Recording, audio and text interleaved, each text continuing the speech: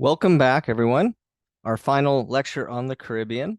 And today we're going to talk about social issues and economic issues. So let's go ahead and get started. No video. Apparently, I ran into an issue in my last lecture that I have a copyright issue when I try to show videos. So I'll try to do it again and we'll see how that goes. So we're now going to talk about social conditions in the Caribbean. And this is a great quote. In other countries, travelers look assiduously for traces of the past. In the Caribbean, the past is a living presence. And the idea with this is that the history of slavery, colonialism, indentured servitude, etc., are still present in terms of what we call a neo-colonial presence in the Caribbean. So, for example, same as we saw in Middle America, we have the same type of socioeconomic class system, not quite as pronounced as we see in Middle America, but we have a small upper class that's very elite. We have a middle class that again is upwardly mobile, but really, but still relatively small. And then you have the lower class, which is the majority of the population. But that's changing. Like I said, it's not the same as we see in Middle America. It's not as pronounced, but it still does exist throughout the Caribbean. Now, if we look at the Human Development Index and the numbers for this, and I put this up here, and again, the Human Development Index looks at gross national income per capita, life expectancy, expected years of schooling, and mean years of schooling. And the top country at this point was Norway. I believe this year it became Switzerland. But you see very high numbers on all of that. The US comes in at 17th, and actually the newest one came out, and US is actually at 21st on the Human Development Index. Our life expectancy has gone down, and that's really hurt the numbers. And if we come down to the Caribbean, we have the top tier, which are kind of middle developing. The Bahamas, they have a high gross national income per capita. The Barbados as well. Trinidad and Tobago, they have a lot of oil wealth. Cuba, which doesn't do well on the gross national income per capita, but it has excellent numbers in terms of life expectancy and schooling. And then we go through all these different islands, and we're not going to go into detail on all of those, but we come down to places like Jamaica's at 101st in the world on this, which is below half place. Belize, Guyana, and then Haiti is the poorest country in the Western Hemisphere. And you can look at their gross national income per capita at 1,700. The years of schooling are really very low numbers, and life expectancy is low. Niger comes in usually last, and you can see the numbers that they have that are much lower. So these are relatively middle income countries with some, when you get down the line, we get into the countries that are in the bottom tier.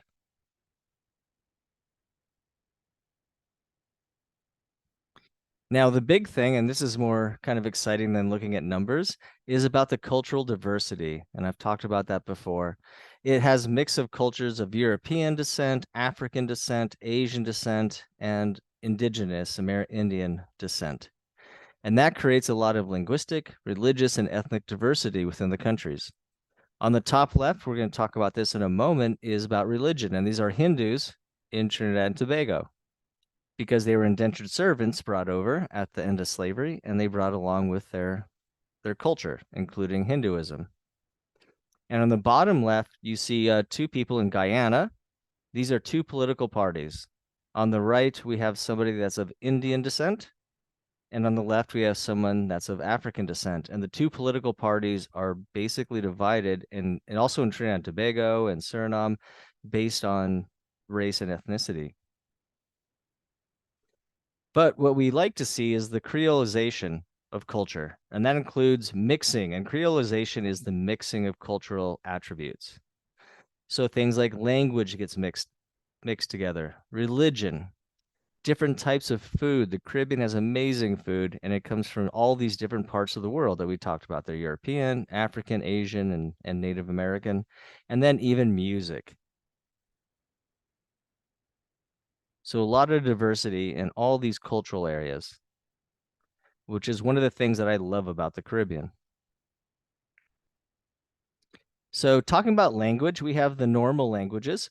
Of course, in the Spanish-speaking islands, it's Spanish, like Puerto Rico, the Dominican Republic, and Cuba. But you also have other ones like French. And Haiti is a little bit different because they speak Haitian Creole. It's based on French, but it was mixed with African languages. And so it's a little bit different. We have Dutch ones in places like Suriname and the ABC countries, Aruba, Bonaire, and Curacao. And then, of course, the English ones, places like Belize, Jamaica, and many of the Lesser Antilles. So it's really a blend of languages. But at the same time, while they speak the official languages from their mother colonies, the places, or their motherlands, the places that colonize them, every place has their own Creole language. In Jamaica, it's called Patois. In St. Lucia, it's Quayo. It's in Aruba, it's Papiamento. And so the languages do differ. So if you go to the islands, and if you go to Jamaica, for example, you can talk to people in English, and normally they speak the Queen's English from England. But if you go on the side and they start talking to each other, they start speaking patois. When I was a Peace Corps volunteer in Jamaica, I had to learn patois and I became fluent in it. And it's just basically it's a mix of English and African languages with different types of connotations. To give you an example, I could say, and it's kind of hard to do it right off the bat. If I go to Jamaica, I comes back, I work with farmers, and you had to speak the local dialect or the local Creole language, and there it was patois. And so if I want to say, I want to go over there, I'd say "Mia go upsode." Mia go upsode. If I hungry and I haven't had lunch right now, I could say "Mi belly ungre ni am whole pot of food niasin," and that means that my belly, hungre, which is hungry, niam, which is an African word, I want to eat a whole pot of food now, seen? So mi belly ungre niam whole pot of food now, seen? So there's all kinds of different dialects throughout the Caribbean islands that people talk to themselves and on the streets, but officially they do speak those languages, whether Spanish, French, or English or Dutch. But each island has their own different dialect, if you will. Another one is religion. Because of colonialism, we've seen a lot of different groups come in. So you have, of course, Roman Catholicism in the Spanish islands. We'll talk about alterations to that in a moment. Protestantism, especially in the English-speaking islands. Hinduism in the places where indentured servants from India arrived. And so you can see that in Jamaica, Trinidad and Tobago, Guyana. Islam also is there. That was brought over because, of course, in India, and we'll talk about that later in the course, 15% of the people in India are actually Muslims. And so the indentured servants included people that were Muslims. And in Suriname, you have a much higher one because they come from Indonesia, the island of Java, which is predominantly Islam. And then Judaism as well, to smaller amounts, but it does exist in these islands. This is a picture I took in Trinidad and Tobago, and it shows a worship center. And you see the Christian cross on the right, the sign of Islam on the left with the crescent moon and the star, and the middle is a Hindu symbol. And so they actually share the same worship center, even though they're different religions.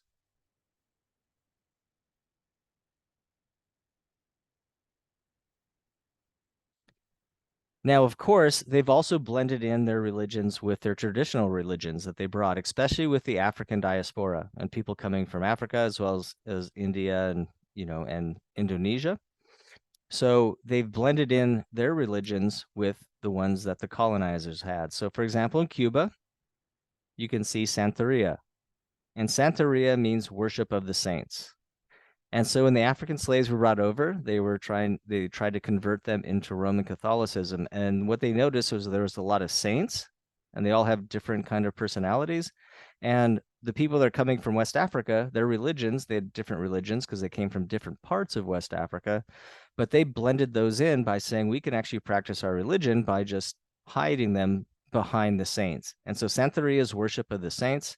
So each of their previous deities or gods, whatever you want to call, were put in with the Roman Catholic um, religion. And so each saint then would actually be represented by one of their previous deities or gods from Africa. Voodoo in Haiti. We also see that also they call it hoodoo in Louisiana because there's a strong connection between French Haiti and the French when the French were there in Louisiana. And that's a West African religion. And so that's something that also was carried over. We can see other ones as well. Shango in Trinidad and Tobago is a mix of like 6 different religions of all the different groups that came and they blended their religions together.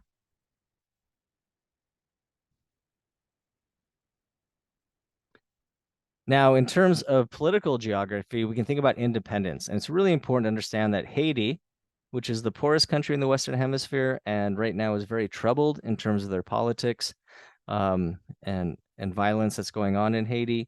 But they were the second oldest republic in the Western Hemisphere behind the United States. So we became independent, 1776. They became independent in 1804. And they had a long battle to create independence. And it's a little bit too much detail at this moment, but they basically fought off the French, later the British. But after they became independent, and by the way, this is the first successful slave rebellion in history where they created their own country. And that's a very proud history. So they overthrew their masters and became independent in 1804 after a very long struggle. The Dominican Republic in the Caribbean became independent in 1821. That was during the independence struggles where Mexico became independent, for example, Middle America and many of Latin American countries. So they became independent from Spain in 1821. Cuba remained under Spanish rule until 1902. And that's when the Spanish-American War occurred. And it started in Cuba in the harbor of Havana, where the U.S. Maine was blown up. Nobody knows exactly who did it, but that started the war, and Cuba then became part of the United States. And that happened in 1898, but in 1902, the United States gave them independence to a degree. Now, Cuba is interesting also as well, is that it became it was part of the U.S. in a way. We had control. We had the Platt Amendment where we could intervene at any time. But in 1959, of course, Fidel Castro rose up and had a revolution. And that led to the Cuba that we see today. Now, the West Indies, the Lesser Antilles, including Jamaica, they became independent in 1958. And it goes 1958 to 1983. In 1958, they tried to make a West Indies Federation. That lasted just for a couple of years and it broke apart. And so all the different countries became independent at that time. So Jamaica first, Trinidad and Tobago second, Barbados third, and then all the other islands became independent all the way leading up to 1983. So they were colonies, and there's still a lot of colonies in the Caribbean of the British and also the US. But that was a time frame when they became independent. And some are still connected, as I mentioned, to France. So like Martinique and Guadeloupe and French Guiana and several others are overseas departments of France, meaning they're like Hawaii, if you want to think about that. So they are part of France, but they're almost like a state. In England, there's a similar thing. Some are still connected to England, British Virgin Islands, and others. The Netherlands, some of those countries, Aruba, Bonaire, and Curacao, and a few others, Saint Martin, are actually part of the Netherlands, the Kingdom of the Netherlands.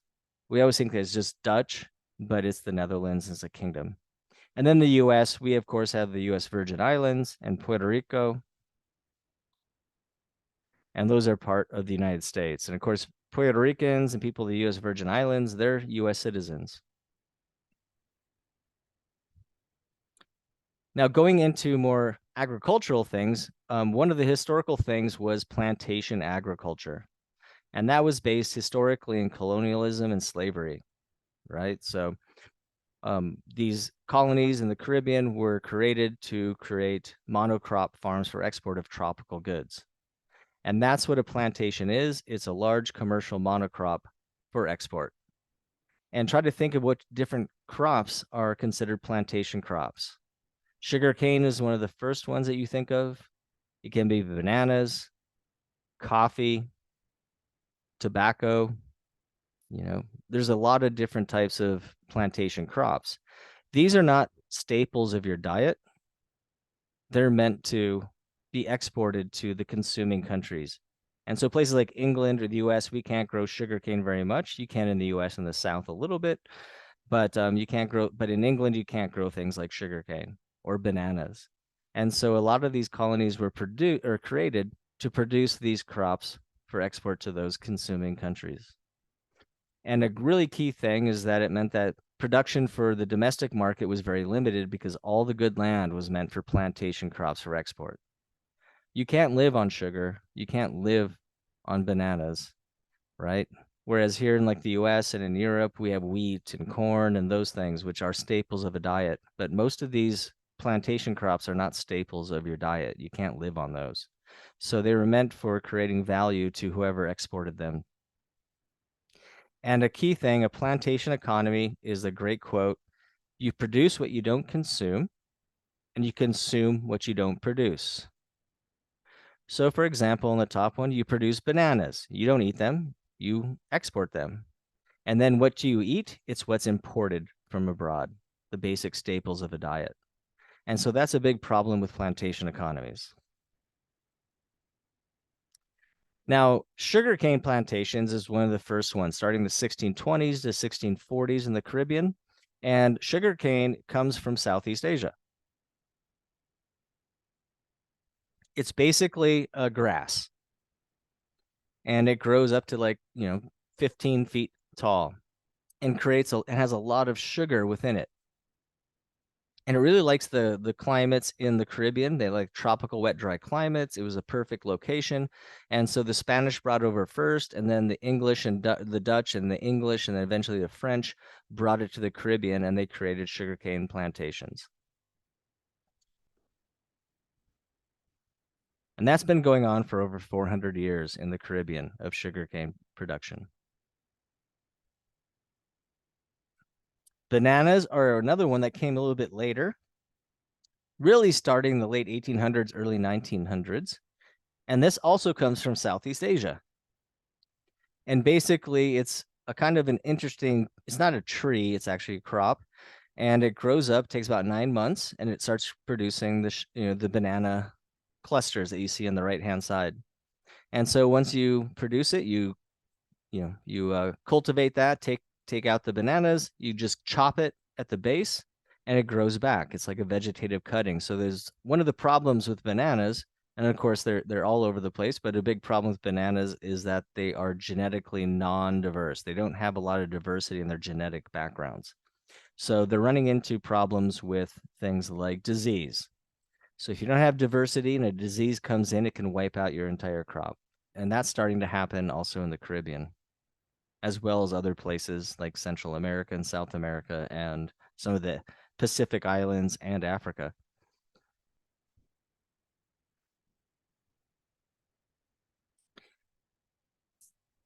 However, at the end of slavery, most of the ex-slaves decided they didn't want to work on plantations. So they moved into the countryside and up into the hillsides. And that's why I worked with when I was in the Peace Corps in Jamaica was with hillside farmers. And this is an example of Miss Joy's house yard. And an interesting thing about the Caribbean is that it's not matrifocal, but it really has a focus where the yards are run by women. Men come and go, and they're run by women, and they decide where things are planted. So on this yard, and it's very similar to where I lived when I was in Jamaica, you have different types of crops grown all over: breadfruit trees, tamarind trees, you got coconut, right? You have all types of different things that are grown intertwined with each other. And it's based on much more of a subsistence lifestyle. They sell some excess at the market, but most of it's for their own use in their home. And we have the extended families also in the Caribbean. So in this one, we have Miss Joy and the nephew in the top right. Miss Joy's niece and family live in the main house. You have a rental house. You have Molly's son and family. Another one, Miss Joy's brother. So you have this kind of extended families that live in these yards. And then you cultivate the different crops. And they call it a food forest in many cases, where when you look at it, it looks like it's disheveled and what's going on here. But they know about every single thing that's planted in this yard, and it's all has a use. So traditional families live in things like this, like a house yard where they grow different types of crops. And mostly for their own subsistence. Again, they'll sell some at the market. Now, in terms of industrialization, the Caribbean is very limited. They're very small islands, small markets, so producing for the local consumption is not something that's kind of detailed. And we talked about this with maquiladoras in Mexico, and we call it export-oriented industrialization. And so they do things like manufacturing and data processing. So companies can come into a country like Jamaica or here the Dominican Republic, and the companies can come in and the country will give them tax breaks. They don't have to pay taxes for like 10 years. The people don't. And so it's basically to access cheap labor. So the company is not going to sell anything to the Dominican Republic. They're bringing in the raw products.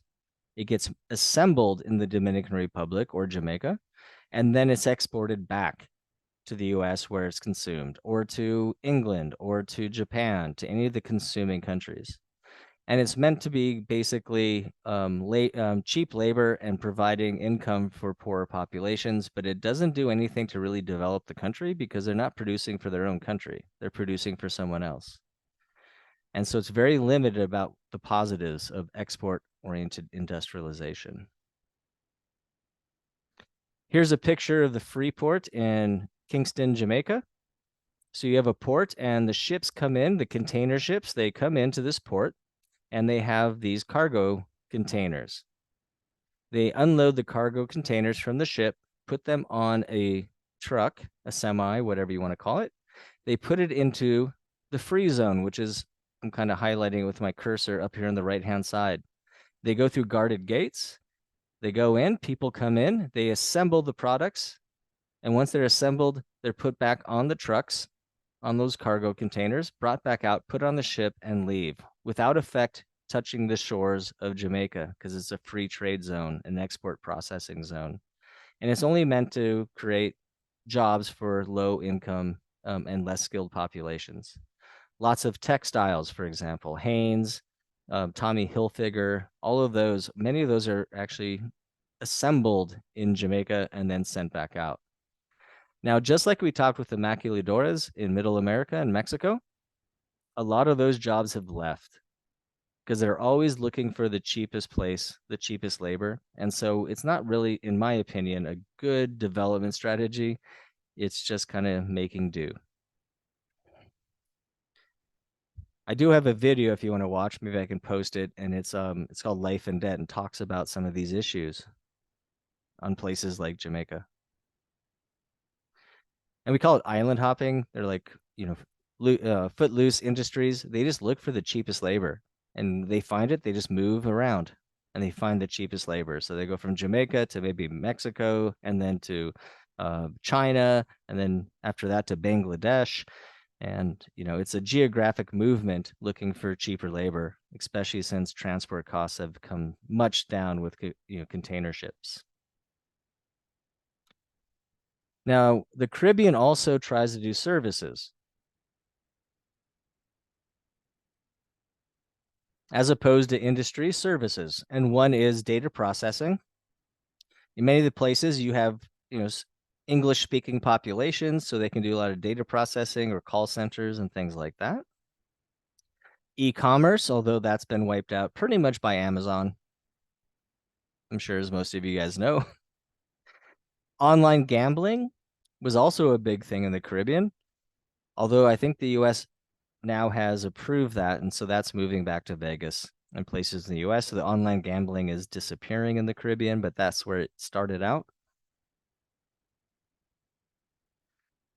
And the big one is offshore financial centers, offshore banks.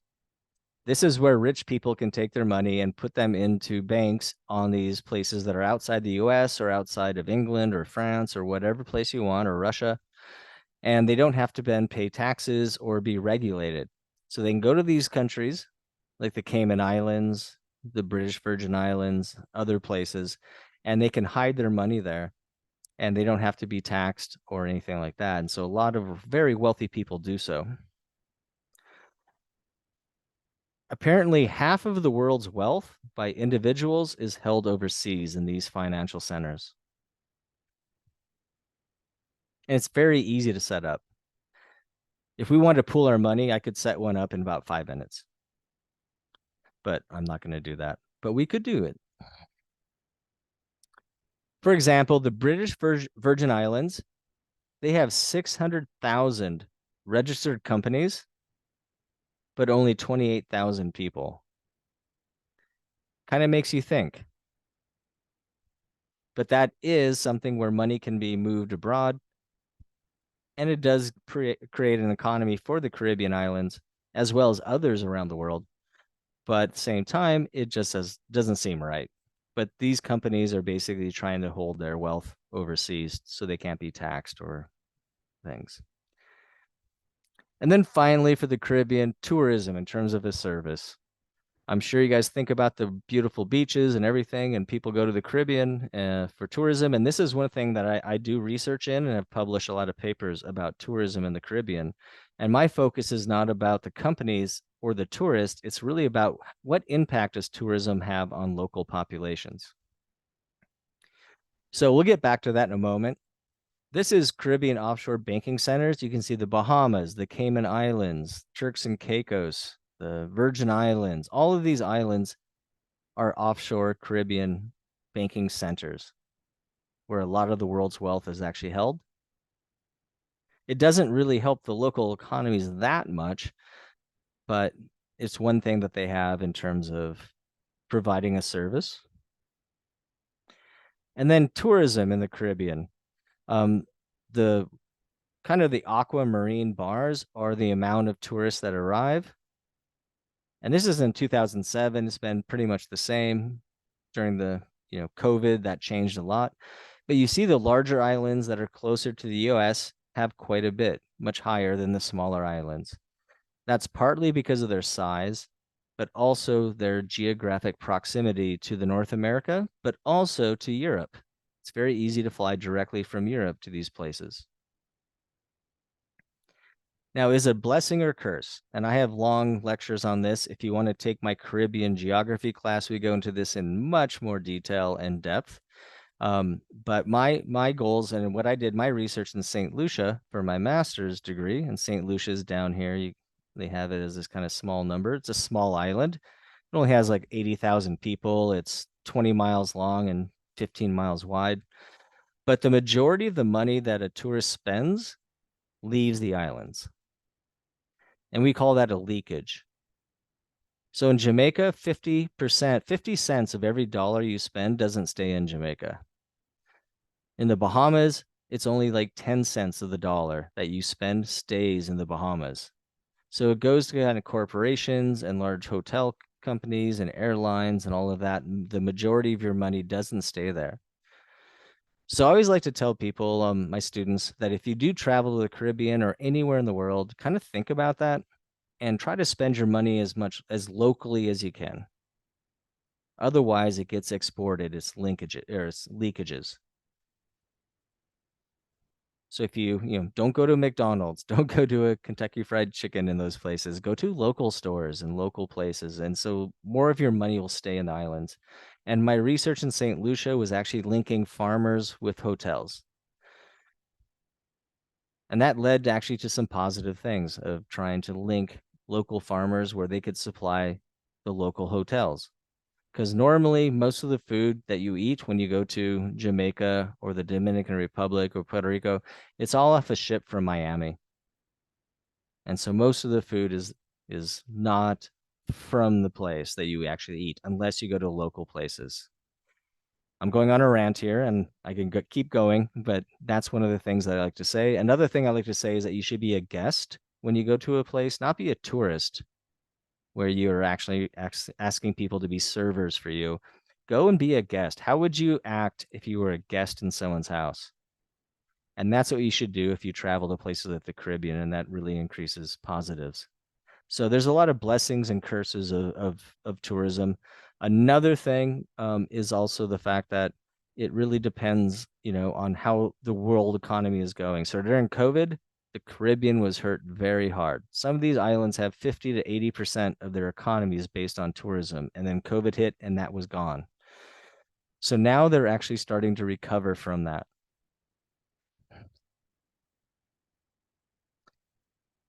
There's a lot more I could say, but we're going to keep it brief on this one. But tourism is an interesting topic. And I'm going to end you with this quote from the former Prime Minister of Jamaica, Michael Manley. He's passed away. And I love this quote because it really sums up my research and what I do when I'm doing work on tourism in the Caribbean. The vacation industry is clearly here to stay. But the question which we dare not ignore is whether we, the Caribbean people, are going to have the wit and will to make it the servant of our needs.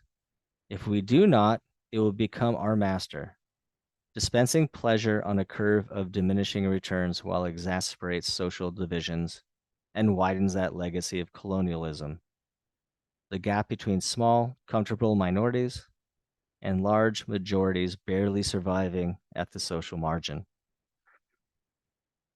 So there's a lot more that I do in this. For this class, it has to be kind of brief, but if you want to take my Caribbean geography class, which I'm offering, I think, next quarter, or my international development class, where we really delve into this and and the numbers.